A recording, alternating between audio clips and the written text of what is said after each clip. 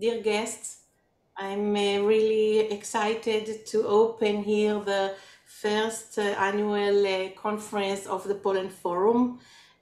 Professor Judy Theodore Baumel-Schwartz, Director of Finkler Institute of Holocaust Research, Bar-Ilan University, Ambassador of the Republic of Poland to Israel, Mr. Marek Magierowski, Poland Forum members, dear guests.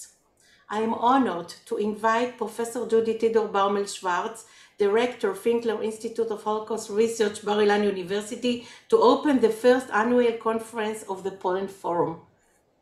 Thank you very much to Dr. Leah Ganor. I must say that I have opened many annual conferences, but it is always especially exciting to open the first annual conference of a forum, and this is what we're doing today. I'd like to start actually by thanking people. First, I would like to thank our forum coordinator and senior scholar, Dr. Ganor, for having done such a marvelous job in putting together the Poland Forum. When I asked her more than a year ago if she would be willing to coordinate, it was a tiny forum with a few people, and we had no frontal meetings because it had started just as COVID-19 had started and we couldn't travel. And I said to her, this is your baby. You put it together as you see fit. And I am more than delighted. I am thrilled to see the people that she has managed to bring together and the activities, the fact that we had a lecture series this year, the fact that there is this conference, that is all due completely to her. So my first set of thanks go to her. And I think that we all thank Dr. Ganor for everything that she has done. I'd like to thank all of you for being here. Those of you who are the speakers, those of you who are responding, those of you who are in the audience. This is a very new and exciting venture, and we are all part of it. This is called getting in on the ground floor. One day, this recording will be a collector's item, and we will all be there. I'd also like to thank the Poland ambassador in Israel, Mr. Marek Magierowski, for opening the conference together with me and speaking. And as you did not come here to hear me, but you came to hear everybody else, I finished. And now it's your conference. Thank you, and let's have a wonderful conference together. Thank you very much, Professor Judy Baumel-Schwartz. It's a privilege for me to be your student and to work with you in this forum. I'm honored to invite the Polish ambassador to Israel, Mr. Marek Magierowski, to congratulate. I would like to thank you and personally, Mr. Ambassador, for accepting our invitation to take part in this important conference, and thank you for all your efforts in building the Israeli-Polish dialogue. Thank you. Please. Ladies and gentlemen, good evening. Tzoraim Tovim. Pleasure is all mine, of course, as always. First of all, let me convey my gratitude to Professor Judy Baumel-Schwartz, Dr. Leah Ganor, and the Bar-Ilan University for co-organizing the conference. As Poland's ambassador to Israel, I feel truly honored to be invited to attend this event and to deliver the opening remarks.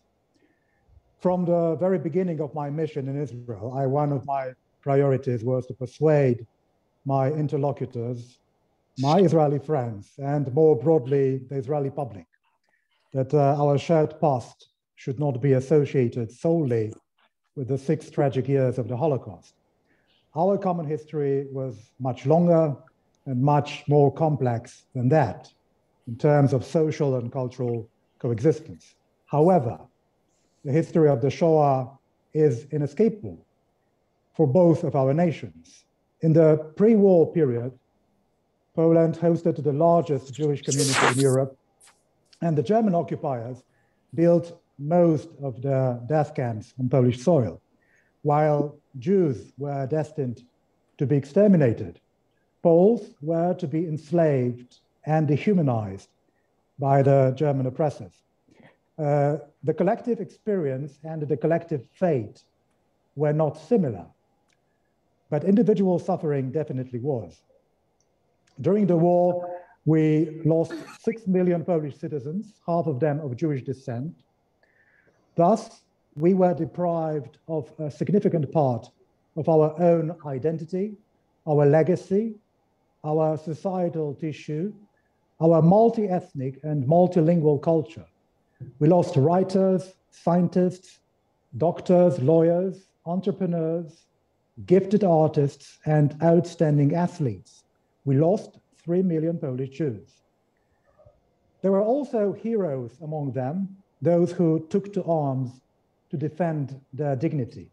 And there were heroes among the Polish population, mostly Catholic, who risked their own lives to save their Jewish brethren. There were also people, my fellow countrymen, who lost their moral compass in those inhuman times.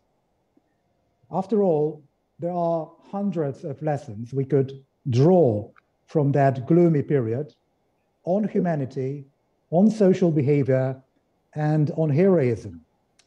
I believe these are precisely the topics the distinguished guests of this conference will address shortly. I wish you all a fruitful conversation. Thank you very much. Thank you very much, Mr. Ambassador. Our first panel, Representation of Holocaust and Heroism, will include 3 short lectures, really short lectures. First speaker, Dr. Veronica Romanek, Poland Forum member, currently postdoctoral fellow in modern Jewish studies at Germany, University of Göttingen. I hope I pronounce it well. For many years, she was conducting oral history projects, especially about Jewish and Polish witnesses, mainly Holocaust survivors from Białystok area and members of Jewish resistance movement. Subject of her lecture is Editor as Memory Shapers, the legacy of the resistance leader from the underground archive of the Białystok ghetto. Please, Veronica. Can you hear me and can you see the slides? Yes, yes. Perfect. So first of all, I would like to express my gratitude to Dr. Lea Ganor for this invitation to this wonderful event and for encouraging me to present this topic today. And so thank you so much for having me here. The paper I'm going to present today is part of my PhD project, which I have expanded and developed owing to the fellowship at the Lichtenberg Kolleg at the University of Göttingen. And I would like to dedicate this presentation to the memory of Professor Rachel Brenner, who passed away earlier this year. Professor Rachel Brenner was member of the Holocaust Literature and Representation Forum created at the Arnold and Leona Finkler Institute of Holocaust Research, and I am very grateful for her generous reading and commenting on my dissertation. So this is a dedication in the beginning, and let me start. The core issue of the research is the relationship between the narration and memory. The key research questions are: what are the ways in which narration may be changed during the translation, editing, and archiving process? In what way are memories transferred and transformed? To answer these questions, I combine a philological and literary approach with memory studies perspective. I define the narration as both textual content and a physical medium. The changes occurring in the narrations are part of the transformations of memory process, as the work of editing and translating is a kind of transforming and filtering of the narration. In fact, the editors do not only participate in the process of transmitting memory, but also co-create the final shape of the book, which is the medium of memory. That is why editors may be called memory shapers or mediators of memory, as I call them. Their contribution may affect the reception of the sources in the long-term, transgenerational communication process, which is the attribute of cultural memory. And it's important to mention in the beginning that in this paper, every time I use the notion, the editors, I refer to the whole editorial team, including also translators, different types of editors, etc. In my research, I focus on the documents from the underground archive of the Białystok ghetto, and specifically on the legacy of Mordechai Tenenbaum Tamarov. Tenenbaum was not only the initiator of the secret archive, but also the leader of the resistance movement and of the revolt in the ghetto in August 1943. So I call him both Ringelblum of Białystok ghetto, as he was the initiator of the secret archive, but also we may call him Anielewicz of Białystok ghetto because of this revolt and his role in this revolt. Here on the map of the Third Reich, on the east side, we can see Bezirk Białystok, the Białystok district, named after the main city in this area. And here is the close-up. Tenenbaum's writings are special due to its author's exceptional knowledge and also awareness of the Jews' fate. He had access to secret information. As one of the resistance leaders, he negotiated with various groups in the underground. And what makes the Białystok case a quite unique one, as the leader of the resistance movement, he had a close relationship with the head of the local Judenrat, Jewish Council in Białystok. His remarkable knowledge resulted from being one of the leaders of Dror Hechalut's Zionist movement, socialist youth movement, and from his own experience as a liaison of the movement. During the war, he reached, among the others, in the ghettos in Warsaw, Krakow, Grodno, Vilnius, etc. It is not surprising then that the Israeli historian Sarah Bender, while writing her monograph on the history of Jews in Białystok during the Second World War, referred to Tenenbaum's testimony over 150 times. Despite the historical importance of these sources, only some excerpts of the original manuscripts by Tenenbaum have been presented in the English translation thus far. And what is more, according to my research findings, the two parts of Tenenbaum's diary have not been published in complete version in any language yet. Here you can see the fragment of the manuscript. In my research, I compared the archival manuscripts of Tenenbaum with the only two existing Hebrew editions of his works. Both are titled Dapim min Hadleka, Pages from the Fire. The first edition, published in 1947, yet in Palestine, was most likely the initiative of Yitzhak Zuckerman, who was the author of the introduction and annotations. The second edition from 1984 was edited by Zwischner and Bronka Kribański. The manuscripts of Tenenbaum are kept today in Yad Vashem archives and the Ghetto Fighters House archive. These multilingual sources are written mainly in Hebrew, including some fragments in Yiddish, Polish, and single words in German and Russian. There's even one expression in English. I treat the narration as memory medium, and I make a distinction between three basic narrations: the narration of Tenenbaum, of the first and of the second edition. On the basis of this comparison, I have distinguished the categories that can influence the final shape of the narrative, and thus its reception, and thus the social memory.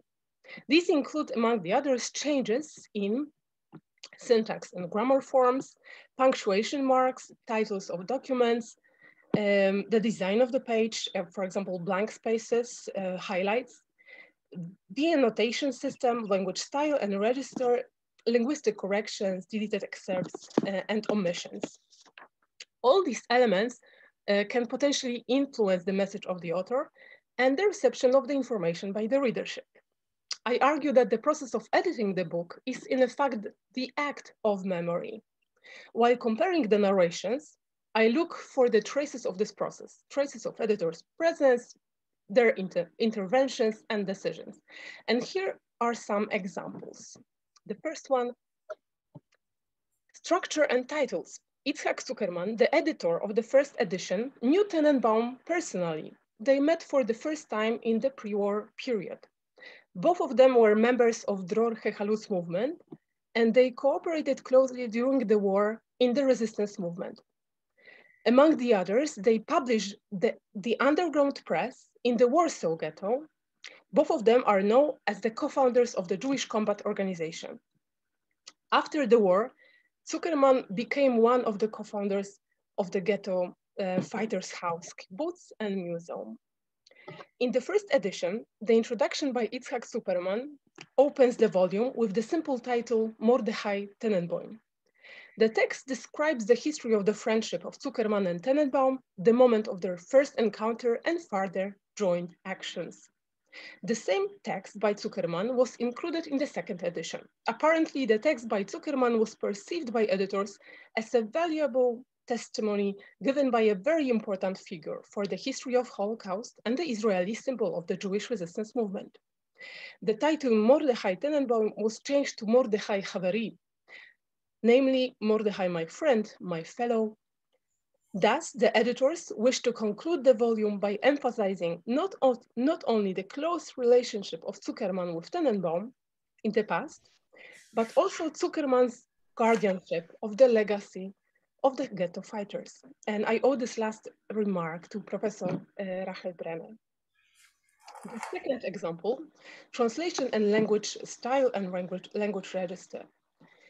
One of the manuscripts called The Letter to Sister was originally written in Polish language. Both editions present two different versions of its Hebrew translation. In the first edition, there is usage of a casual language register, while in the second edition, one can observe a definitely higher formal register in numerous terms and expressions.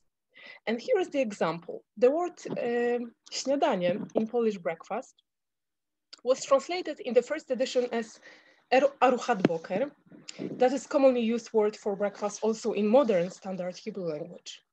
In the second edition, śniadanie was translated as pat shacharit, which is a literary term meaning morning's meal, morning's bread. This is one of numerous examples in the translation which contribute to the exalted style of the narration. By using such a high formal register, the translator apparently is paying tribute to the hero of the ghettos, as Tenenbaum was called at this time, especially the hero of the ghettos. The language style is part of some tendency to mythologize the figure of Tenenbaum and the events described by him. The same trend is visible in the introduction to the book by Zwischner and its flowery language.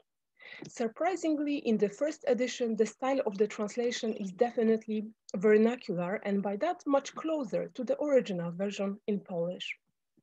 The example number 3. In the case of the Pimin Hadleka, the editors were distinguished experts on Holocaust history.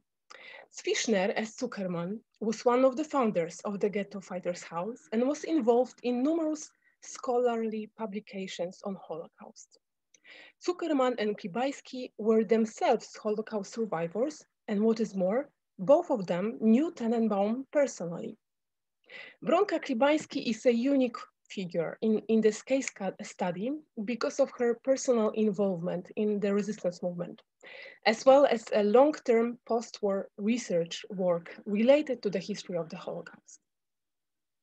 During the war, she served as a liaison of the Jewish Combat Organization in Białystok and was involved in the process of hiding the underground archive outside the ghetto. In the 50s, Klibański settled down in Israel, where she began to work in the Yad Vashem archives. It is important to mention that during the war, she fell in love with Tenenbaum. He became a significant figure in her life story, as according to her testimony, he gave her life back by sending her outside the ghetto in the role of liaison, so-called kasharit. The contribution of Veronika Klibański to the second edition is recognizable, as only she could add some specific, detailed information about the events she witnessed in Białystok in 40s. I argue that the micro-traces of her individual memory are visible in the footnotes and arrangements of the documents in the book. And here is the example of the telegram sent in 1943 to Veronika Klibański with the comment of her, which provides significant remarks to the content of Tenenbaum's diary. If Klibański hadn't survived, or if she hadn't been working on Tenenbaum's legacy, the document probably wouldn't have become part of the edition, or even survived at all. It can be stated that biographical memory of Klibański was in a dialogue with the archival documents, and ultimately was transformed into part of the medium of cultural memory. The inextricable part of editorial work are enhancements and restrictions in published text. Extensions and enhancements I see as an equivalent of remembering. Restrictions are the counterpart of forgetting. Besides that, interventions of editors comprise of intentional and non-intentional acts.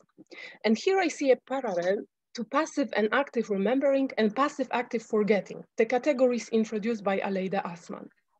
I bring them from the macro level of analyzing the dynamics of cultural memory to the micro level of the text analysis. Modifying the model presented by Assmann, I recognize the intentional enhancements done by editors as active remembering and their non-intentional extensions as passive remembering. This is analogical in case of forgetting. The intentional restrictions would be active forgetting, and the non-intentional cuttings, passive forgetting. And through this research, I call our attention to several key issues. First, I stress the role of editors and the editorial team as memory shapers and mediators of memory to highlight their influence and participation in the production of cultural memory. Secondly, the interventions of editors, including the omissions and deleted excerpts, I treat not necessarily as contamination or corruption of the text, but rather as a source of knowledge about the editors and their mnemonic communities. The research presented today one may treat as the contribution to memory studies and to the history of editorial practice in Hebrew language. It also provides insight into the work of editors who belong to the first generation of Holocaust researchers and who were at the same time Holocaust survivors. A case described here is a quite unique example because of a special biographical and emotional connections of editors to the presented story. As two of the editors not only knew the author personally, but were also dear friends indeed. Regardless of the personal connections, the editor's footprints are left in every critical edition and are a potential source of information, as it seems until now quite rarely discussed or analyzed. And thank you very much for your attention. Thank you very much, Veronica, for really a very, very interesting presentation and lecture. I did learn a lot. Thank you. Questions you can put in the chat, and at the end of the meeting, we will discuss. So, before the end of the meeting, our second speaker is Dr. Lior Alferovich, Poland Forum member and head of the Center of the Study of Visual Representation of the Holocaust at Bezalel Academy of Arts and Design, Jerusalem. Dr. Alferovich is a historian and researcher of Jewish thought who specializes in the history of the Holocaust and its commemoration in Israel, visual representation of the Holocaust, and the rulings and religious observance during the Holocaust. Subject of lecture, The Meaning of Heroism, according to the thought of Rabbi Yosho Moshe Aronson. Please. Thank you, Leah, for the introduction, and thank you all for being here. In the next few minutes is okay, Leah, because you told me it's got a tight frame. I'm going to talk about the meaning of heroism by looking in the thought of Rabbi Yosho Moshe Aronson, that he was a rabbi in Poland and was a prisoner in a small labor camp called Kunin, and later moved to Auschwitz, Buchenwald and Theresienstadt. He was, after the war, he immigrated to Israel, sat down in a town called Petach Tikva, nearby Tel Aviv, and published a book, include his diary, while in it he described all his history, his experience, and his thought about the situation of being a religious Jewish man, a rabbi, that was under the Nazi persecution. So with your permission, I would like to share this slideshow.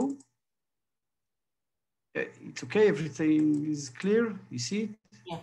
Okay, okay. This is Rabbi Yosho Moshe Aronson.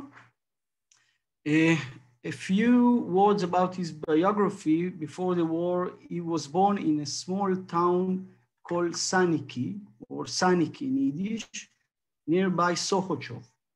And he was from a well-known family of Sochochov Hasidim, and he was a student of Rabbi David Bornstein from Sochochov, and he became a rabbi in a small town called Kunin, and then he moved to Sanik with his family to his hometown and became a rabbi. During the Nazi occupation, he moved to Warsaw. He's been a while in Lodz, and the Lodz, I spoke both in Hebrew and a bit Polish that I speak, and then to Warsaw. And right before the closing of the ghetto, he moved back to Saniki. Then his family was deported and he was taken to Kunin. And in Kunin, and after the war, as I said, he published this book. It's called Ale Merorot. In Hebrew, it's mean the meaning of sorrow, or talking about the bitterness of the history. And please, I would like to mention that in my lecture, these things that I'm going to say, I'm going to translate all time from rabbinical Hebrew to English. And it's quite challenging, because if you want to understand the basis of the philosophy, the way of how Rabbi Aronson took all this situation in his thought, we must translate these terms, these fundamental terms, for understanding what is his way of life, way of thinking about the catastrophe, the Holocaust, and personally his sorrow. So the name, the title is The Scrolls from the Slavery House. And now I would like to take a question that he asked in the beginning of one of the chapters that called the Koil Maise. It means the story of what's happened in Koil. Koil is the Yiddish name of Kunin, this small labor camp that he was handled there. He was locked there among 800 prisoners, Jewish prisoners. And he asked a question. The question is, why do we live while we have lost our families and we know what awaits us? Why have people not committed suicide? We are still working with the rest of our power. The context of the question is that he's said that one day in the future, people are going to talk about heroism. And while they're going to talk about heroism, we think that the first connotation of heroism is going to be militantic. It means to uprise, to stand before, to stand against, to take a weapon, to rebel, to do a revolt, something like that. And when we talk about heroism in small terms, it means when we are going to check the life, the condition, the people, the Jewish prisoners were in the camps, the main question not going to be, or not should be, why the prisoners didn't revolt, rather, but why they didn't commit suicide. And he said, this is open like a box, and said, if you really want to understand what is heroism during the Holocaust, is not why we didn't revolt, is why we choose to stay alive. And then he take a sentence from the book of Psalms. It says, you open your hand and satisfy every living thing with its desire. And to put it in context of ordinary Jewish religious life, the meaning of this word are, if somebody is starving or in need food, the food will come from the hand of God, of the Almighty. But then Rabbi Aronson says, you remember that he gave some ceremony in year 1932 in his synagogue to his community. He said, the main idea of this sentence is, what is a desire? Or if I need to translate it correctly, the willness, the will of human spirit. He said, what is the problem of the human willing for existing? He said something like that. He said, sometimes there is occasions that people are not willing to live anymore. The wishes to die, to commit suicide, to end the sorrow, the suffer of living. And in this occasion, suddenly they feel that the Lord Almighty give them the desire to live. It means the desire to live is in their soul, but sometimes because of the heart condition, they feel like a shortage in this kind of feeling. It's a mystical way of thought. He said, and in that case, the Lord Almighty give them like a push, like a spiritual push, and they feel again that they want to live. And from that point, they start to struggle. And the struggle is struggle against this entropy, this feeling that there is not remain any reason to live. So when he took it for praxis, he said, and write this for a memory, as a memory that we gave our lives for in Buna, Auschwitz. This is in the original manuscript, while the guards beat us and long lines of prisoners are standing not for the coffee, but for the mitzvah flayed feeling. Described like a scene. It's in the middle of the night. People are starving. They are exhausted from all the condition in the concentration camp, and they awake in the middle of the night, just like an hour before the time that they need to wake up and go to the forced labor, and they want to catch the mitzvah of tefillin. For anyone doesn't know what is tefillin, it's like these wheels that you put on the arms and in the morning prayer in Jewish religions. So said people are willing to even to be beaten, but to catch few minutes with the tefillin. So when I read it, I thought to myself, what is in the beneath of this description? Why telling that? For what reason? What is the message, the philosophical message that you want to share with us?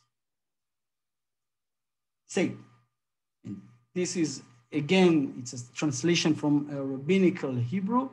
We say, day limited to night. The time of day is limited for time of liberty, and night to the darkness of exile. Well, the halacha is that even during the darkness of the night and in the house of slaves that we are now in, even then we must accept the yoke of the commandments. And from the darkness of the night and the mitzvah of tefillin, we will take the hope of freedom. What does it mean?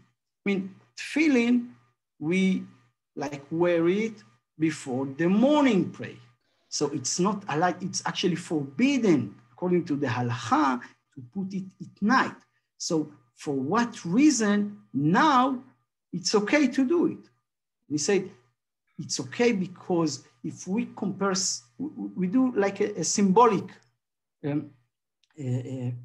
compare between the day and the night. Said day, it's like the period of, as he said, liberty.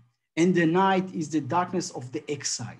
And now when you are in the night and you think to yourself that you do not have any time to lay that feeling, only in the night. When you are going to lay that feeling, it's going to remember to yourself, you're going to remember that even though you are in the darkness of the exile, there is a hope. A day, the bright day will come after. And for him, can give a guy the meaning of life. It means that now his life got a purpose. Even though they are in this house of slave, and even though they feel they do not have, for example, free will, they do not allow to do they wish to do, even though by give these few minutes every night, they remember, they act like they want to remain as human being and fulfill the willing of hope. Now, I would like to end the lecture to emphasize it or to describe it by using this word from the Mishnah in Avot, Masechet Avot, in Avot chapter, that who is the hero one? What is the meaning of heroism? It means that you conquer your desire. And by now, tell a little story from Primo Levi to emphasize it. Primo Levi says that once he woke up in the morning and need to go to the bath, what they call in Buna, the bath, and he saw a man called Steinlauf, that he was a sergeant in the Austrian-Hungarian army, and he was quite strong, and he saw this guy that is actually standing and wash himself, stuff like this. And he asked him, why are you doing that? Because the water are filthy, you are just wasting energy, it's cold outside and you might be sick because of your action. So why to bother and to do like you are taking a bath? You are not taking a bath. And this, Primo Levi said that this sergeant, this old sergeant Steinlauf said to him, listen, a bath, it's an action that only human beings are doing. It means that if you want to survive, first of all, you must remind yourself that you are a human being. And after you remind it to yourself all the time, you get the power to struggle against the law of the camp. You get the option to survive it. And in other words, this is, from my opinion, what Rabbi Yosho Moshe Aronson said. He said, heroism is not to struggle in a physical way. Heroism, it means, first of all, to struggle in a psychological, in a spiritual way, to understand that against the condition, against the pressure of the Nazi system, against the persecution, you are standing and saying, no, I am a Jew. And how you reflect it, how you show it by your addiction, you're willing to keep and to fulfill the Jewish commandments in this unacceptable, this unique, unrepresented condition you are live in it. And by doing that, you actually fulfill what we read in the sentence from the Mishnah in Avot. It means that who is the hero? The one that conquers his desire to die, desire to end all the suffer and the agony. And in it, he's struggled, he's kept it, and he's actually fulfilled this meaning of heroism. Okay, that's it. And if there are questions, so I'm here. Thank you very, very much for really extraordinary lecture, very interesting and really briefly. Thank you. Our third speaker is Dr. Batya Brutin, Poland Forum member. But Dr. Brutin is an art historian researcher of art during and after the Holocaust and Holocaust monuments in Israel and worldwide. She was the director of the Holocaust Studies program at Bet Berl Academic College. Dr. Brutin published books, academic essays, and educational materials on the subject mentioned above. Dr. Brutin received the Yad Vashem Award of Lifetime Achievement in the field of Holocaust education in 2018. Subject of lecture, Attached in Flesh and Soul, the Auschwitz Number in Art. Batya, please.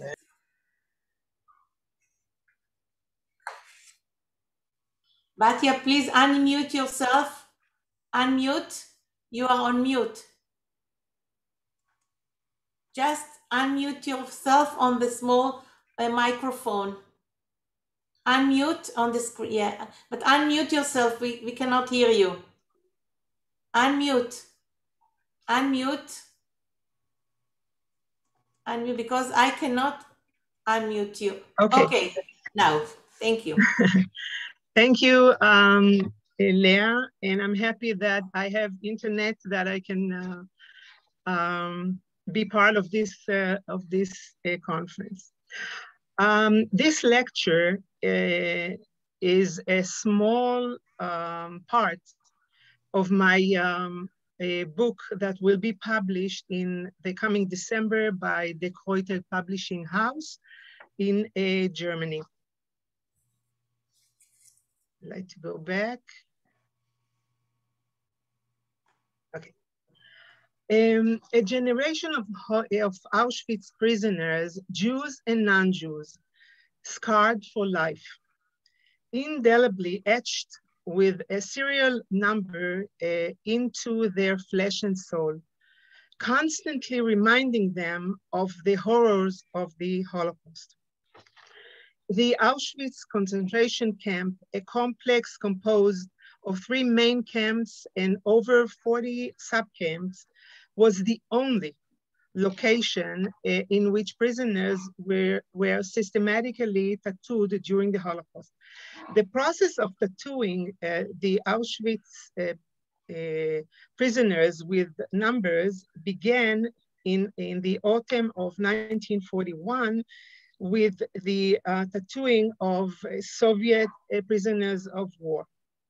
The method of tattooing improved along the way, and from spring 1943, men and women chosen for work went through an official registration process during which they were tattooed on their left forearm with their prisoner number. There are a few artistic depictions of the Auschwitz number actual tattooing compared to the many written memoirs and testimonies in which Auschwitz survivors referred to the execution of the number tattooing, an extremely physically and emotionally difficult experience. For example, Austrian Jewish painter Adolf Frankel, Auschwitz-Birkenau prisoner number B14395, depicted the tattooing scene in a grotesque style. He shows a group of prisoners standing in line with folded sleeves and stretching out their left arm. In the center, standing one of the prisoners, the tattooist, and is tattooing the forearm of one of his fellow inmates with a needle. In front of him stands a table on which the tattooing equipment is held. There are 3 prisoners hold their painful tattooed arms as they are leaving the place. Polish artist Mieczysław Kościelniak, Auschwitz prisoner number 15261, also portrayed this scene of the tattooing in Auschwitz. 27 years after his liberation from the camp, he depicted here in detail the process of welcoming the prisoners and tattooing the camp number on their forearms. Because the sights he saw while in the camp were deeply inscribed into his heart and memory, the presentation is so vivid and real. The drawing shows the interior of the camp barrack with shaved heads, prisoners wearing prisoners' uniforms. They stand in line with the left sleeve rolled up, waiting for the number to be tattooed on them. On the right is the process of registration, the prisoner done by a prisoner from the registration camp unit, and the tattooing of the number on another prisoner's hand performed by the couple. Polish painter Jan Baraszkomski, Auschwitz prisoner number 15261, portrayed women being tattooed in Auschwitz, in a few paintings. In these paintings, the scene occurs in front of the women's block number 8, a line of women in prisoners' uniforms, some of them with haircuts short, and others with handkerchiefs stand in line, waiting to be tattooed with their inmate number on their forearm by the couple, sitting on a chair and etching a prisoner with a thin needle. In the background, on the stairs and against the wall, SS women are watching the process, while another one is beating the prisoners at the end of the line with a club. On the front right side, a prisoner on her knees is weeping, and on the front left side, another one is holding her hand in pain and crying. The atmosphere conveys here is helplessness, fear, terror, anguish, and suffering. Israeli artist Ella Lieberman-Schieber, Auschwitz-Birkenau prisoner number 74349, depicted the engraving of the Auschwitz number on her forearm in a minimalistic way. She shows two hands. One is holding her stretched arm tightly, and the other hand is holding a large needle, using it to engrave the camp number with a small triangle under it. Several studies from the mid-80s onwards have demonstrated the impact of the Holocaust on visual art, in particular for artists who themselves experienced the agony of the Holocaust, as we saw.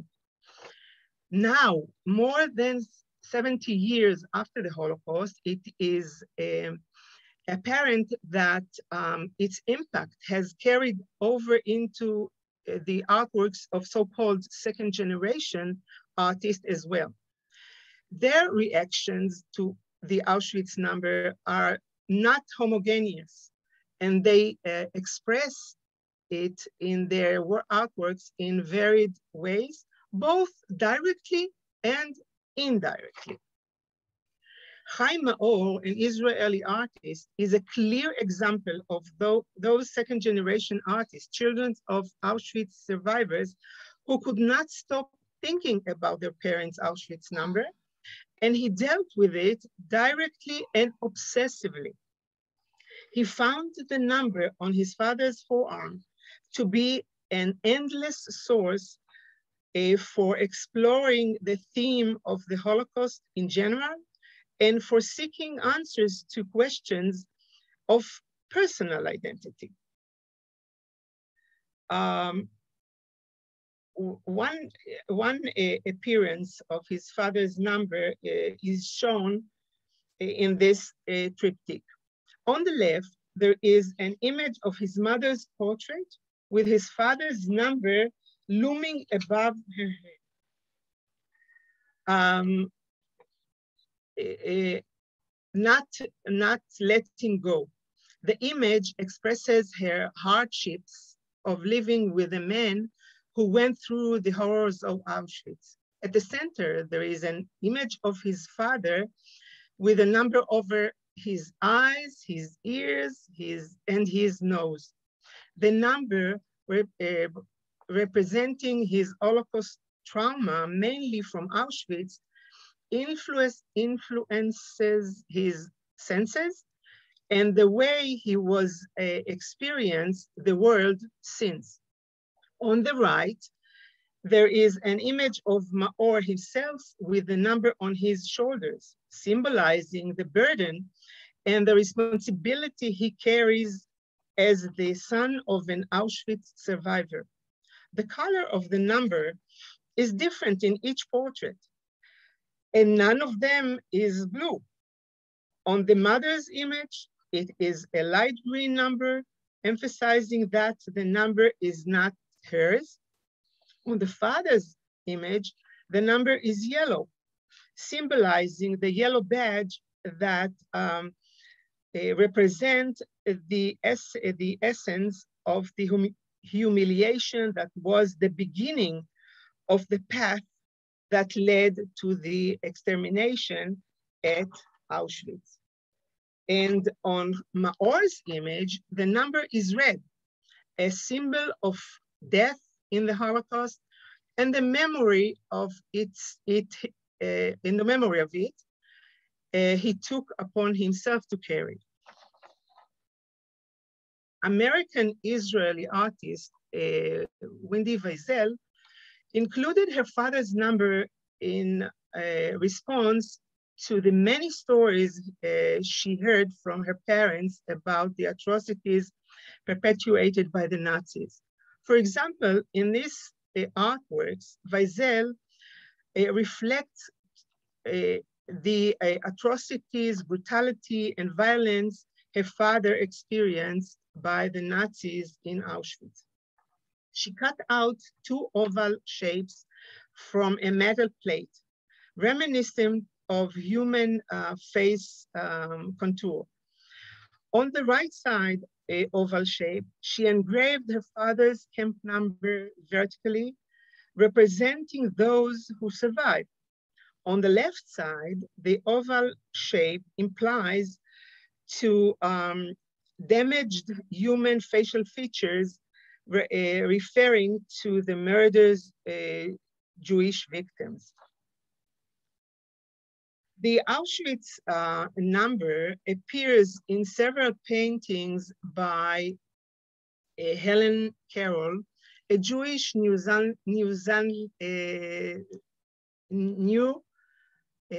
Zealander artist, daughter of Holocaust survivor. In 2014, Carol portrayed her mother's Auschwitz number in the painting, "Can't your mother remember her phone number?" And she explained, "These words were actually said to me when I was a child by a curious friend. The telephone number is in fact the Auschwitz tattoo my mother received on entering the camp, 24064. In this painting, the artist divided the space into 3 scenes. In the large center scene, she depicted her mother with the Auschwitz number and the bluish Badgerigar, it's a small bird, next to her, herself with the curly fair hair next to her mother, and a childhood friend sitting at a kitchen table eating. On the upper left scene, green stylized mountains appear to represent New Zealand's landscape, Carol's everyday reality. On the right scene appears a lighted menorah and 5 wooden dolls, a symbol of fertility and motherhood, representing hope and happiness. Israeli painter Miriam Rish depicted a special moment for her. She is sitting down on a stool beside her mother and watches her. Her mother was already in a vague state of consciousness. Risch depicted her mother's large figure sitting comfortably, quiet and still, and the Auschwitz number is clear and embossed on her forehead. She is turning her head towards her daughter, who gently rests her head on her, sensitively holds her hands, and looks at her in pain and longing. I will conclude with the subject of Holocaust denial, which actually began in the days of the Nazi regime, which obscured facts and evidence and denied the execution and responsibility for the murders, and it continues to this day. The Italian cartoonist, illustrator, and graphic designer Marco De Angelis demonstrate the use of the Auschwitz number fighting against Holocaust denial. He created this illustration in 2017 on the International Holocaust Remembrance Day on 27 January as a response to some declarations by European Holocaust deniers. He portrayed an anonymous Auschwitz prisoner with no head, wearing a worn out striped uniform and a yellow Star of David on it. He is standing against the barbed wire fence in the background. On his right forearm, the inscription negationism appears in red, while on his left forearm, the number 270117 is shown. The number is not a real number from Auschwitz, but a combination of the date 27th of January 2017, when the drawing was created. And last one is Michel Kishka, second generation Israeli cartoonist and illustrators, responded to the International Holocaust Conference held in Tehran in December 2006, organized by the Institute for the Study of Politics and International Relations of the Iranian Ministry of Foreign Affairs, at which the Holocaust was denied. The cartoon shows Mahmoud Ahmadinejad, the president of the Republic of Iran at the time, trying his best to erase the Auschwitz number from the artist's father's outstretched hand. The father, with his mouth sealed, looks compassionately at Ahmadinejad, sweating from effort, and his thought is expressed in a bubble above him. It is indelible. Thank you. Thank you very much for a really interesting lecture and presentation, and bringing new insight to the Auschwitz number, and congratulations for your new book. Thank you. Thank you, Batya. So our second part of the conference will deal with the subject local and global in the memory of the Holocaust and heroism. This part will include 2 lectures and short discussions at the end. First speaker is Mr. Karol Madejej, Poland Forum member, acting director of Museum of Pilecki family in Ostrov Mazowiecka, which is also devoted to commemorating the history of Jews in Ostrov Mazowiecka. Karol has studied biblical theology and Jewish existence at John Paul Catholic University of Lublin. He is an author of, maybe you will pronounce better than me the name of, in Polish, of the ghetto. Please, maybe you can say the name of the ghetto. Proboszcz Getta, you mean the book? The Proboszcz Getta is the... Thank you. He is the author of the Proboszcz Ghetto, a book about the Roman Catholic parish in the Warsaw Ghetto, and many educational board games, including Kolekcja? Kolejka, the queue.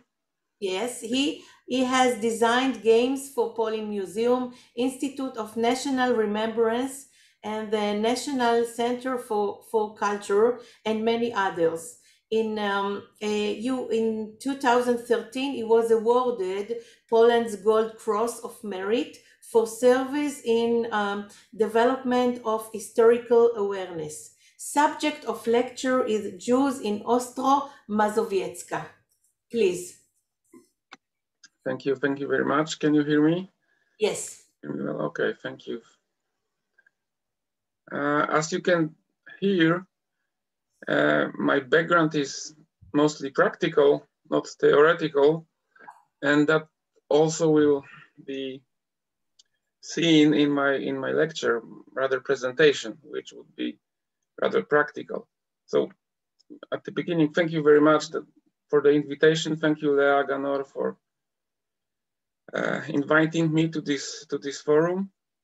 My name is not Muzeum Dom as written, but I could not manage to rename in the picture. So you have to imagine my name, which is written here.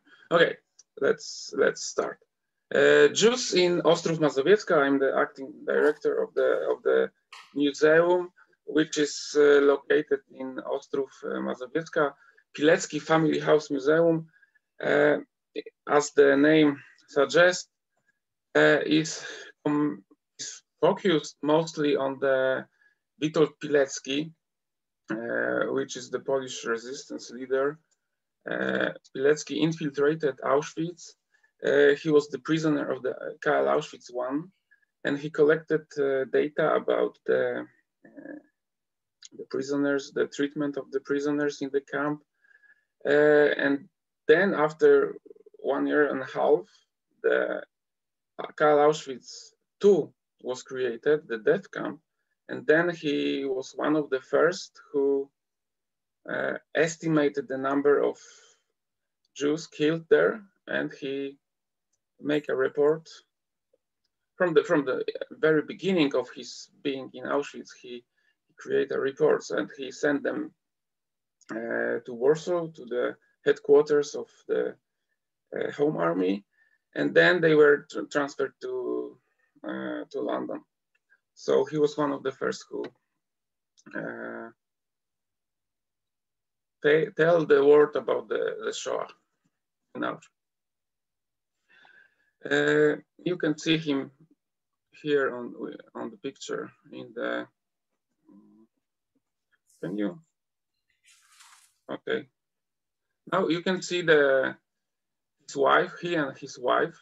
His wife was Maria, and she was born in Ostrów-Mazowiecka, and that's why the museum is located there. Ostrów-Mazowiecka was a small town. You can see the church and the school there, and the buildings were mostly wooden, and it was the small town located between Warsaw and Białystok. Here in orange, you can see the borders of the Second Polish Republic, and here you can see the nowadays Poland. So Ostrów-Mazowiecka is still in the same place, but now it's on the borders of the Mazovian voivodeship. This town is quite old. It began in 14th, 15th century. It was built by the prince of Piast dynasty, who made a manor, built a manor there, and then Ostrów Mazowiecka became a town. At the beginning, Jews were not allowed to settle there. So the first mention of the Jews in Ostrów is from the 17th century. Here you can see the map. During the partition of Poland, Poland was not on the map of Europe. You can see here is the nowadays Poland. It was parted by the Germans, the Prussians, Austrians, and Russians. And citizens of the Ostrów Mazowiecka, Jews and Polish Christians as well, they took part in the January uprising. It was the anti-Russian uprising, and they were persecuted and deported to Siberia.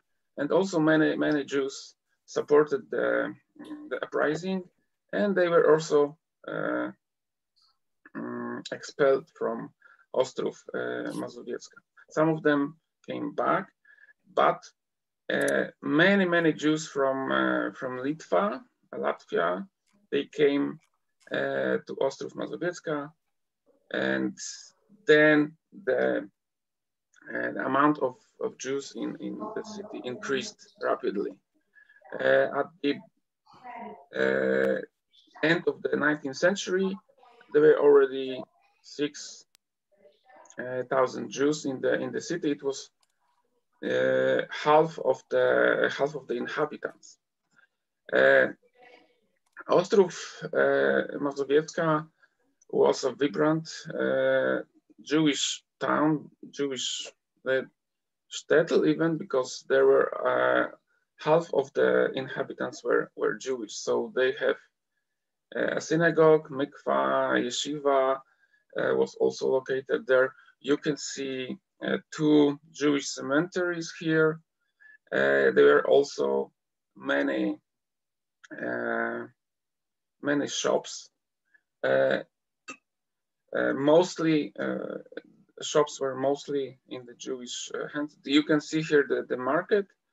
In the center of the market, there stood a Rathaus, and I will tell the story of the Rathaus in a few minutes. And here you can see in this green, this is the nowadays museum where I work. So all this center of the city was inhabited by the Jews. There were a lot of political parties. They were members of Aguda. They were also Zionists. Maccabi Sport Club was very strong in the city. There were some, even 2 Jewish libraries, and they have also Polish books as well. And there were even some newspapers, as you can see here, Ostrower Trybuna and others. So the life was quite colorful. And also the relationships between Christian Poles and Jewish Poles were established. There were many mixed marriages. They even fight together, as in the January uprising, also in the September of 1939, they were fighting together. Here on the picture, it's not the Polish army, it is the Bejdar. And the city council of Ostrów Mazowiecka, in the center of the, it was built in the center of the Jewish market, so it wasn't pleasant for the Jewish community. It was a trick from the major at the beginning of the year, I don't remember, 20 something. And but there was also, of course, a democracy there in Ostrów Mazowiecka, so the citizens elected members of the city council, and that's why nearly half of the members of the council were Jewish, as well as vice mayor. And here you can see the picture of the first city council and one of the last. And you can see here, for example, Ansel Knorpel. I will tell you about him, and Zlatkes and others. And in the museum, we have the minutes of the city council of the. It is 3 or even 4 huge volumes, handwritten. Each volume is about 400 pages, and this source is very interesting, and it could tell you a lot about the Polish-Jewish relations during the pre-war period. And I choose one quote that is a quotation that is, in my opinion, significant. Ansel Knorpel, I told you about him. He was the oldest in the council. That's why he was introduced as the voting commission, because he was the oldest. He was the member of the Aguda party. And before the vote for the vice mayor, Councillor Rytel took the floor and expressed his wish that due to the fact that a significant number of Polish councillors had left the room, the vice mayor's election should be postponed for the next meeting. Councillor Holzmann corrects the expression Polish councillors of Councillor Rytel by mentioning that the expression is inaccurate because Jewish councillors are also Polish citizens, and he himself feels no worse than other councillors. Councillor Rytel admits that he spoke wrongly because he should use the words Christian councillors, since only the applicant himself voted for the main motion of Councillor Rytel, and the motion failed. Councillor Rytel asked for inclusion in the protocol that he leaves the room as a sign of protest.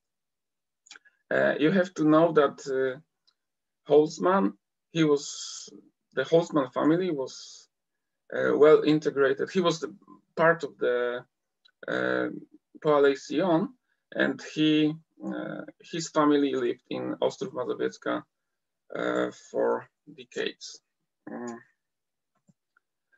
You can see here Ansel Knorpel, one of the councillors. He was a businessman in Ostrów Mazowiecka. He owned a soda water manufacturer, and he was executed by the Nazi Germans at 11 November 1939 in the forest. I will tell you more about this later. And the vice mayor, one of the vice mayors, because there were more of them, more of majors and more of vice mayors, and they were a couple of them were Jewish. So he was also a well-known citizen of the Ostrów Mazowiecka town. He was a teacher. He was even a director of the school, and he managed to escape during the German invasion of Poland, but he died later, a few years later. And here on the map, you can see German invasion of Poland. You can see Ostrów here in the center, and you can see that it was the border town between the Soviet Union and the Third Reich. General government you can see here. So many Jews fled to the Soviet Union during the first month of the occupation, but not all of them. And you can see here the house of the major after bombing. In the Rathaus, Germans organized the headquarters. You can see here the sign which was painted there. Wer leben will, muss kämpfen. Who wants to live must fight. And you can see the symbol of Poland, the Rathaus, turned into the headquarters, German headquarters. In September, Germans gathered all the Jews from the Ostrów Mazowiecka between the church. In this church, Witold Pilecki and Maria Pilecka, they were married there. And between the church and the school, they gathered all the men, Jewish men from the town, and they announced the new laws, German laws, to them. But 2 months later, when there were only 500 Jews in the town, they approximately, German police battalion 91, they came to Ostrów Mazowiecka. They wanted to kill all the Jews. They burned the houses near the city hall here, and they announced that this was the fault of the Jews, and that's why they arrested all of the Jews from the town. They gathered them in the brewery, also Jewish owned brewery of Untitled brewery here, and then 2 days after, they marched them near the museum, which is located here, down of the Warszawska street up to here, and then they executed 500 Jews on one day, men, women, children as well. You can see here the picture, because the Germans took some pictures of this massacre, and these pictures were the evidence in the court. So you can see here also children during the massacre. And they, after that, because they wanted to announce and to how it happened, so they announced and they printed also in the Jewish printing house. They have printed these posters, and these posters announced that Jews are guilty of burning the part of the city in Ostrów Mazowiecka, and that's why they all were killed. So we don't even know many names of the Jews killed there at Warszawska Street. This you can see here. They are the pictures from the Sefer Hazikaron shel Ostrów Mazowiecka, and what we can do, we can try to bring them back to the memory of the inhabitants of Ostrów Mazowiecka, because they are mostly not known. And we knew only few names of the victims from the 11th of November. And you can see here one of the families from Ostrów Mazowiecka, Widelec family, and from the whole family, only one son survived the war. So what in the museum, what we can do to remember? First of all, we try to to build an exhibition. We can translate this memorial book, which is quite a big book. 800 pages long. So we are translating it from Hebrew and from Yiddish, and we can also be involved in the renovation of the Jewish graveyard. As in many places in occupied Poland, the tombstones, the matzevas were taken. They were used for building roads in Ostrów Mazowiecka. Now they are excavated and they are being they are preserved. They are being preserved, and we have 73 pieces of matzevot from Ostrów Mazowiecki. And here you can see the old map. It is from the Jewish community from the year 1929, and it shows the borders of the Jewish cemetery. And here you can see the borders on the Google map nowadays. And here the Polish Institute of Culture is trying to, and we are also as a museum, we are involved in that process. We are trying to rebuild or commemorate the cemetery. And you can see here that this part of the tombstones will be put in larger stones, and they will be put here. Only this we know that there exist, and they will be put it there, and the cemetery will be in some way rebuilt. So now it looks like this, and it should look like this in a year, or I hope in a year. Thank you very much for what you're doing and for your really interesting presentation.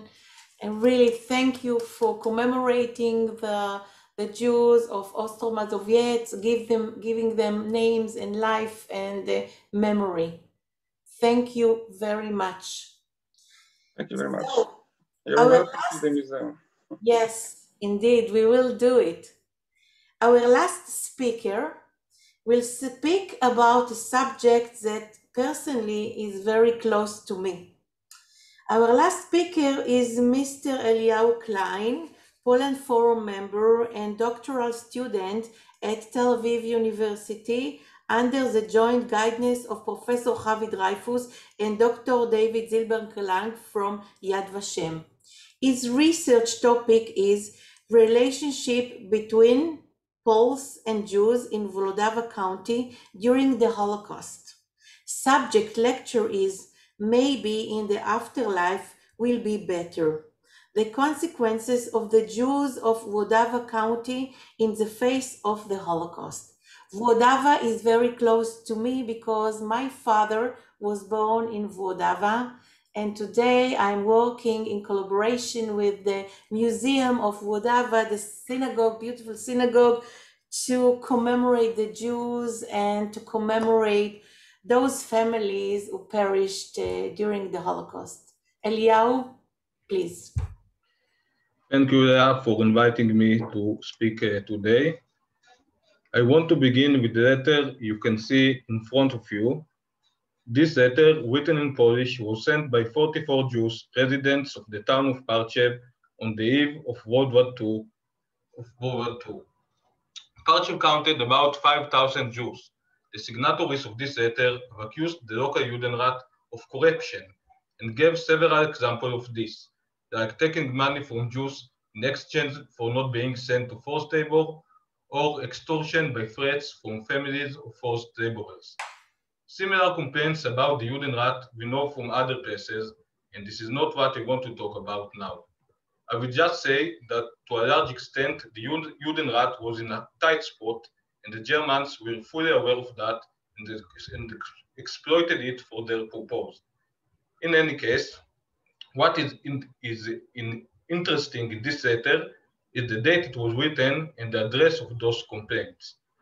Well, the letter was written on April 22, 1941. That is after more than a year and a half of life under the German occupation.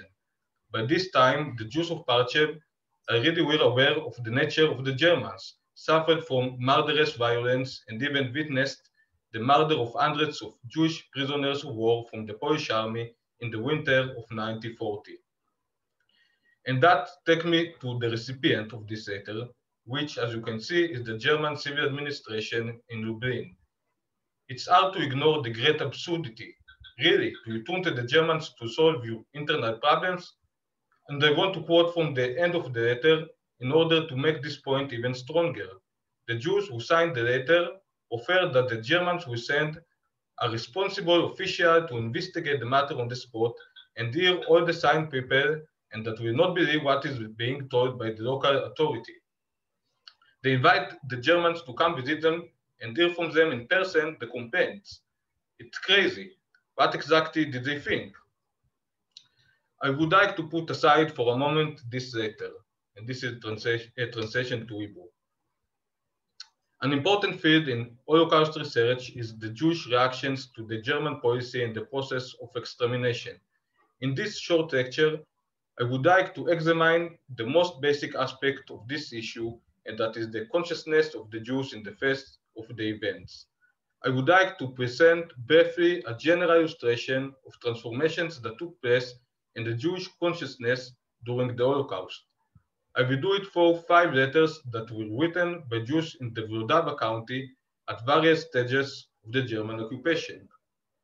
Time will not allow me an in-depth analysis of this letter, so I would like to give the floor mainly to the letter's writers, along with some of my comments. A few words about Vlodava. Located in the eastern Lublin district, Vlodava County is largely a geographical and cultural microcosmos of the non-urban existence throughout pre-World War II Poland. In the county, there were towns Vlodava, Parchev, and Ostrolubelski, next to villages and thick forests. Before the war, more than 18,000 Jews lived in the county, about 16% of the total population. During the German occupation in World War II, the local Jews of the county were joined by Jews who fled or were expelled from all over Poland and even beyond. In the county, there were ghettos and labor camps. In early spring 1942, Germans sent a group of Jews from the ghetto in Vlodava to work on construction of the Sobibor extermination camp a few kilometers away. Three Jews managed to escape back to Vlodava and told about the camp. In a series of actions in the town that lasted about a year, beginning in May 1942, the Jews of the county were deported to their death in the Sobibor and Treblinka extermination camps. Now I want to go back to the case of the Jews of Parchev. The answer to the question I posed is, of course, that what we will know will happen 1 year later, the Jews of Parchev could not even guess. At that time, even the Germans didn't know exactly what their policy was regarding the Jews. It's true that the Jews of Parchev suffered greatly from the Germans, but they could still think that the internal public order of Jewish society and certainly matters of corruption would be important to the Germans. In any case, this illustrates what is, in my opinion, is perhaps the existential experience of the Jews during the Holocaust, and is the objective inability to read the situation and predict the future until it's too late. This is an inevitable result of the ability of the mind to deal only with the old and the familiar. The Germans are the initiating side, and their policy is so radical that it's outside the spectrum of the victim consciousness, and therefore they are by definition in 2 steps before the Jews. Yet, even before the beginnings of the actions, the material condition of the Jews deteriorated, and this had an effect on their consciousness as well. It seems to me that the pair of letters written by Beata Unterweiser, a young refugee who was deported from Poznan and found herself in Ostrowiecki, illustrates this well. The letters were written to a Polish friend in Warsaw. The first letter was written on September 1940. She described the living condition in the new place, which she called with distinct cynicism, a beautiful place, a dreamy place, and didn't immediately forget to add a series of insults in German. She describes the local as lacking in hygiene, education, who are only interested in their interest. Not a flattering description, but also full of stereotypes that are common in encounters between Jews from the intelligentsia assimilated into Western society and traditional Jews from the states of Eastern Europe. And so she summed up her feeling. We are feeling perfect. It would have been better to have a bullet in the head than this life. Later, she described in brighter colors the summer she spent in Ostrowiecki, which included travels in the forest and sunbathing. On the other hand, she expressed great concern about the approaching winter. I have no shoes, no money, and no horizon. More than that, I am slowly adapting to the thought that we will not survive this winter. Despite this, she wrote to the recipient of the letter, she still maintains a good sense of humor, just looking soberly at the black future that awaits them. Beata survived the winter. We know this because she sent another letter in November 1941. But the last year brought with it many changes, and not for the better. The letter actually presents a very gloomy and pessimistic picture, death picture. She tells about her loneliness for not having anyone to talk to. She also tells of a Poznan refugee she knew and they fell in love with, but the happiness didn't last long, she noted bitterly. He fell ill, and although she cared for him day and night, he died. Now she never stopped thinking about him as if it could help. But why talk about such sad things, she wondered. After all, in Benzin, a decent guy has been waiting for her during the 2 years of the war. Too late. The spring of misery and grief has opened, and it's impossible to close it again. And so she ends the letter. I foolishly didn't go to him in the first days of our stay here. I had at least why and for whom to live. I don't know what we will live from in a month and in 2 months, and I so much want to live more. I only have one request, not to die here in this nest. Now you have a beautiful letter. I would be happy for you to write to me soon and a lot, because the mail is the most important event for me in the day. Kissing you wholeheartedly. The difference between the two letters is clear. The first letter, despite the pessimistic tone, is still express a consciousness of life, which also includes the ability to enjoy and maintain a good spirit.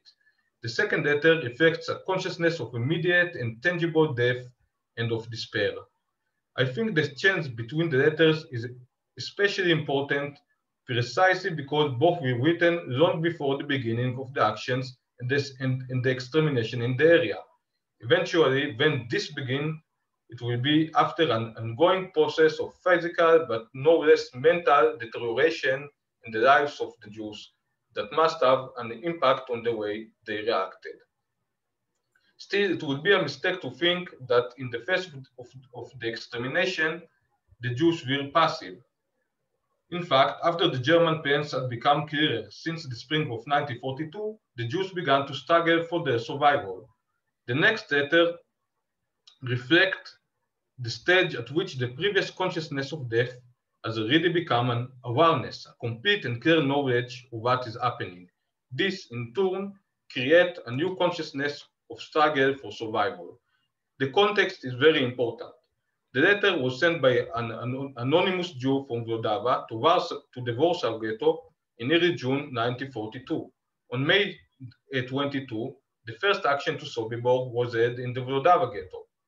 The sender apparently wanted to warn the addressee of the German intentions. The letter is written in Yiddish with half verses in Hebrew, which, for those who are familiar with them, a clear and a terrible meaning is exposed. We are, thank God, healthy. We don't know what to do regarding going to the doctor. We can't decide ourselves after we had already decided to be by the doctor. Since Uncle wants, God forbid, to have his children's party by you, God forbid, because he's renting an apartment near you, very near to you. The uncle, of course, is the Nazis. Perhaps you don't even know this. Therefore, I am writing to you now, and we are sending you this information specially, so you should know. You should know. It's true that you too shall rent apartments out of town for all our brothers, the children of Israel. He has already prepared a new apartment for everyone, the same one he had near us. In case you perhaps don't know of this, I'm writing especially so you will know, because Uncle wants Vayegarish et Adam, and he expelled men, quote from Genesis. And then you will be together, God forbid, with Shlomo Bevel of blessed memory. We know with certainty that Uncle will soon complete the apartment by you. You should know, perhaps you can figure something out. It should be generally known that Uncle wants, God forbid, to have a wedding reception soon by you, and the apartment is already prepared very near to you.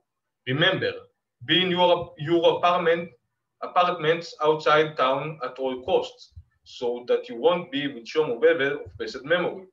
And for sleeping, the only good fortune is that of Yoshev Beseter Elyon, he who sits secretly. This is a quote from a psalm that is said before going to sleep. Remember well that we are holy, והנותר ממנו עד בוקר וכו', and that which is left for morning, etc. This is the end of the letter. The quote from the last verse is from the book of Exodus. It deals with the Passover sacrifice. God's commandment is to eat it quickly during the night, and what which is left for morning, and this is the continuation of the verse, should be burned. הנותר ממנו עד בוקר באש תשרופו.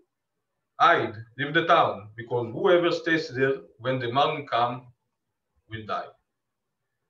As I mentioned, the letter reflects attitude of struggle for survival, of non-acceptance of the known fate. Almost everywhere where several waves of actions took place, after the first action, many Jews built bunkers and hiding places ready for the moment of truth. About 10% of the Jews fled the ghettos and tried to find refuge in the villages and towns and forests. Passivity and walking like sheep to the slaughter don't reflect the historical reality. Finally, most Jews could not, wanted, or were able to escape. For them, after the first action, the end was already known, and when it became tangible, it could not be avoided. At this point, it's already possible to identify reconciliation with the inevitable. And yet, even in these moments, one can find the passion for life. Czesha Sokochevsky converted to Catholicism when she got married to a Polish guy in 1950 in Krakow. They had 2 children. During the war, they decided to wait out the war in Sokołów Małopolski. In this time, they tried to save their Czesława family without success. In 1942, Czesława's sister found themselves in the Parchev ghetto, from where her sister Mania wrote the last letter just before the deportation to the death camp. I want to end with this letter. This is an optimistic end to this lecture, but like that was also the reality. Beloved Chesia, before our lives end, I owe it to write a couple of words to you. We are being forced to obey and are going on the last transport to the execution. Stella, Regina, and our poor father, after whom we looked until the last moment, ended up dead. Toulouche, smart and handsome, has long been an orphan. I would not have written to you, but I didn't want you to write to some strangers who read other people's letters. Until the last moment, we were hoping that we might stay alive, but there will be no exceptions. We all look like corpses. I wish we would have gotten the papers last summer, but it's too late now. Maybe if I would have told you something, you might have helped us. but neither of us wanted to put you at risk. Even though we suffer so much now, we should rather be alive. What can you do? Such is our fate. Maybe in the afterlife will be better. Our life had been an endless misery anyway. Please, don't worry about us. Don't be afraid because it's too late. Both of us was always honest with you. I know that if you had wanted, you might have saved us. Maybe you would have been better off as well. I would pay anything for us to stay alive. We leave behind a lot of belongings. We should really leave it for you with someone, but nobody wants to accept. I conclude this letter. May you all be healthy and happy. Manya. Thank you. Thank you very much for the very moving presentation and lecture. Always when I'm, personally, when I hear about Vlodava, it brings me memories from what I've heard at home about Vlodava. Now the floor is everyone wants to ask questions. And maybe I will summarize in 1 minute what we had today. So we dealt with two issues: representation of Holocaust and heroism, and we heard Veronica, her lecture about the editors as memory shapers. Then we heard Lior about the heroism as it was presented by Rabbi Aronson. Third lecture was Batya, and she talked about etched in soul, flesh and soul, the Auschwitz number in art. In the second part, we talked about local and global in the memory of Holocaust and heroism, and we heard Karol's lecture about the Jews in Ostro-Mazowiecka and the museum Pilecki family, and all what you're doing to commemorate the Jews. And the last lecture was from Eliyahu Klein about Jews in Vlodava and in Vlodava County. So, floor is yours, audience. Questions, remarks? May I start? Yes. Yes, I would like to say thanks to really all the speakers today. And I have one question to Dr. Lior Alperovich. I'm very grateful to your presentation. I hope that you hear us. I'm not sure. You are here. I hope you are with us. Are you here, or we are not sure? Okay, I can say a comment, and I have also a question. But we are not sure if he can listen right now. Anyway, I found it extremely interesting in my perspective. I mean, in my research on the Jewish resistance movement. And I would say, of course, I guess that Rabbi Aronson was referring to the basically to everyday life in this tragic period. So not, and I would call it even a constant struggle with desire. And not only on the part of course, on the people in the Jewish resistance movement, but also in everyday life. But also there's a specific perspective with the Jewish resistance movement, because in the diaries that I work on, there was a question: should we go for the forest or should we stay and fight in the ghetto? And in Białystok, there was the specific situation that they could leave for the forest. There was partisans, Jewish partisans in the forest. It was, of course, extremely difficult to survive, especially during winter and so on. But it was somehow, it was possible for some people to flee. And it was a huge challenge for Tenenbaum as the leader of the resistance, how to present this issue to the young people in the movement, and how to convince them basically to and what to decide, because he was taking responsibility. Like he was also hesitating and you can see it in the diary that he's hesitating, and he's very sincere with his thoughts. He's telling I am not sure if I have this power, if I should convince them really to fight in the ghetto, because I see that they really want to leave. So I see also this reference to the desire that Lior was talking about. Thank you, Lior. You are here with us. But if Lior is not, so you can ask him the question in the forum. You know, you have all the emails, so it will be wonderful to start to correspond and to discuss these issues. Thank you. Yes, Judy. Yes. I have a question for everyone who spoke. I always ask this because this as a researcher is what interests me. In every research, we all go into it when we have an idea of what we're looking for, and then we find surprises.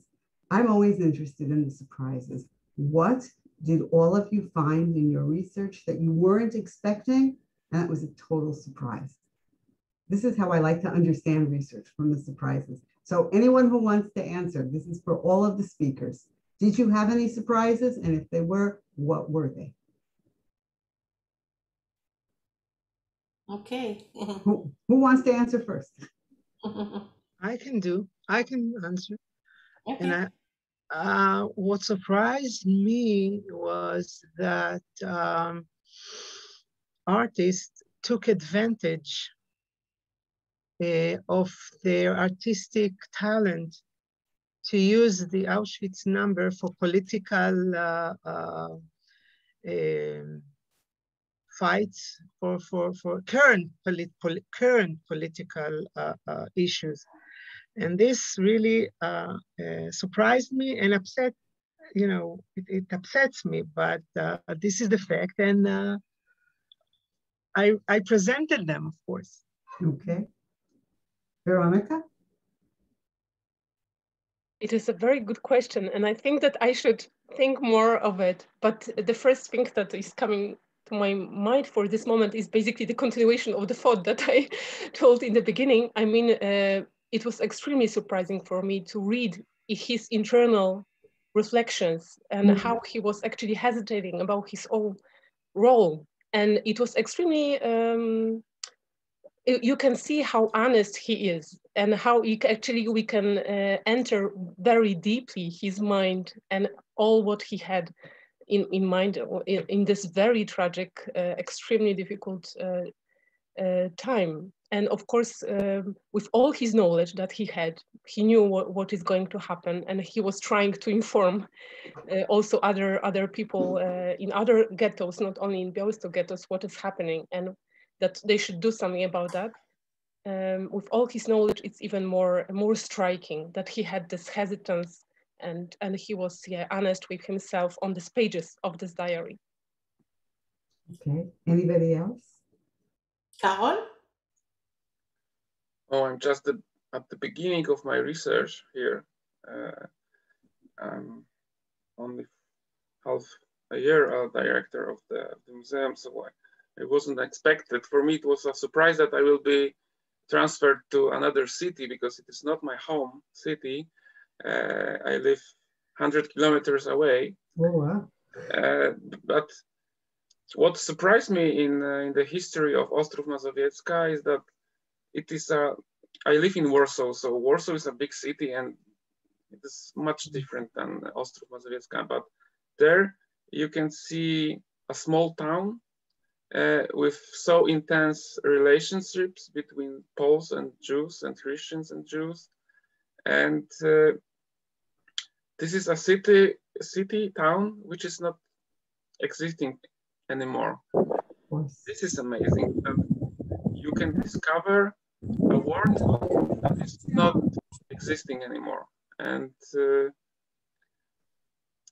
what is nice here that it is the documents, they are written in Polish. So for me, Polish is my native language, so I can be very deep into the emotions, into the letters. Eliyahu shows the letters on the screen, and I can read them in Polish, and I can feel the emotions there in the Polish, as Veronica said, every translation is an interpretation. So when you can feel the original language, and so many Jews use Polish as their native language those days. So it is like diving into a lost world or something. So it is very surprising and it is very interesting and inspiring. Really, it is an advantage when you know the language and you can read the original, because as you said, when you translate it, you have the story, but everyone translated is in his spirit, so you lose many things on the way. And when you read the origin, so you have the advantage that you speak the language, you are from Poland and you read in Polish. Eliyahu. This is a good question. I think what I found mostly is the struggle for the survival of the Jews. Sometimes we have an image of passivity when we think about the Jews in the Holocaust, for sure in the small towns, but the reality is so different, but that's a topic for another lecture. Thank you all. Thank you very much. Maybe I can add that my big surprise was when I started to work with Poland and to make researches and to collaborate with people from Poland. I was surprised to see how many people that I know are devoted to the subject of commemorating the Jews and to learn more deeply about the Jews in Poland. And it surprised me because many times I ask my colleagues, why you are doing it? Why you feel that you have to make researches about these subjects? And one answer is very, got into my mind deeply. He said, and he's a very famous professor of Poland, he said, if I want to learn about my identity, I must learn about what we lost in Poland. I must learn about those 3 million Jews who lived here hundreds of years and influenced on our culture. So this is my answer to your question, he said to me. Fascinating. Fascinating. So thank you very much, all the speakers, all the audience. Really, thank you. It was a very interesting afternoon. And we hope that we can publish a digital book from all the lectures that we heard during the year and today. And I have lots of dreams, and to make this forum active and flourishing. And again, thank you, Professor Judy Baumann-Schwartz, that you were my moderator to the PhD, and thank you for giving me the privilege to coordinate this wonderful forum. And I'm sure that we can make lots of things. We have here other people that without camera, but thank you that all of you participate in this forum. And of course, thanks to the ambassador that participated in the beginning of the meeting. And I'm sure that if you want to do things and conferences in the future, the ambassador will give his blessing, and we really hope that we can cooperate and make big things. So thank you very much. Thank you very much. Thank you all. Everything will be on YouTube in the internet site of the forum. And I will write you because now we finished the academic year and we will have a vacation. Maybe some of you planning to come to Israel. I'm planning to go to Poland. So we will keep in contact, and we will correspond, and we will think how to publish all what we had done here during the year, all the lectures. Wonderful. Thank you all, everybody. It has been a pleasure and a privilege to be with you all, and I can't wait for the next lecture series that Dr. Ganor is going to put together, and I hope to see you all there whenever it will begin. Thank you. Bye-bye. Good evening. Bye-bye. Thank you. Bye. Bye. Thank you so much for organizing. Thank you. Thank you. Bye and thank you.